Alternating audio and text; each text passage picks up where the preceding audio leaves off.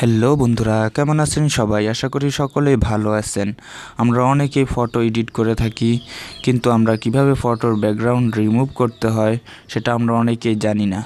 আমি আজ আপনাদের দেখাবো কিভাবে কোনো অ্যাপস ডাউনলোড করার ছাড়াই কিভাবে আপনি আপনার ফটোর ব্যাকগ্রাউন্ড রিমুভ করবেন সেটি আজকে দেখাবো। চলুন কথা না বাড়িয়ে ভিডিওটি শুরু করি।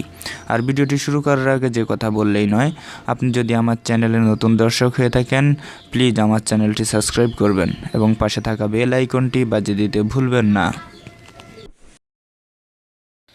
প্রথমে আপনাদের যে কাজটি করতে হবে, প্রথমে আপনারা আপনাদের পছন্দের ব্রাউজারটি সিলেক্ট করবেন। আমি আমার ক্রোম ব্রাউজারটি সিলেক্ট করলাম। ক্রোম ব্রাউজারে লিখব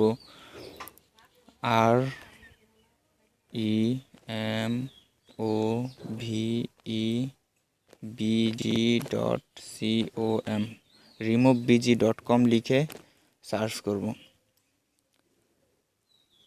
সার্চ করার পর আপনাদেরকে removebg.com এর ওয়েবসাইটে নিয়ে আসা হবে। সেখানে হালকা নিচে আসার পর দেখতে পাবেন আপডেট ইমেজ, সেটার উপরে ক্লিক করবেন।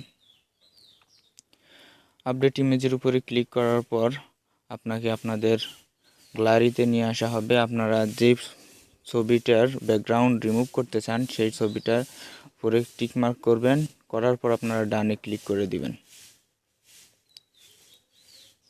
ডানে ক্লিক করার পর আপনাদের কিছুক্ষণ আপলোড নেবে।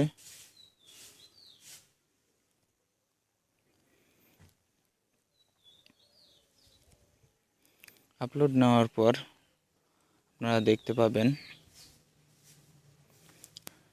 অরিজিনাল ছবি আর উপরেরটা হলো আমার ব্যাকগ্রাউন্ড রিমুভ করা পিএনজি ছবি। আমরা এটাকে ব্যাকগ্রাউন্ড লাগানোর জন্য তারপর আপনারা এডিটের উপরে ক্লিক করবেন। এডিটের উপরে ক্লিক করার পর আপনাদের এই অপশানে নিয়ে আসা হবে।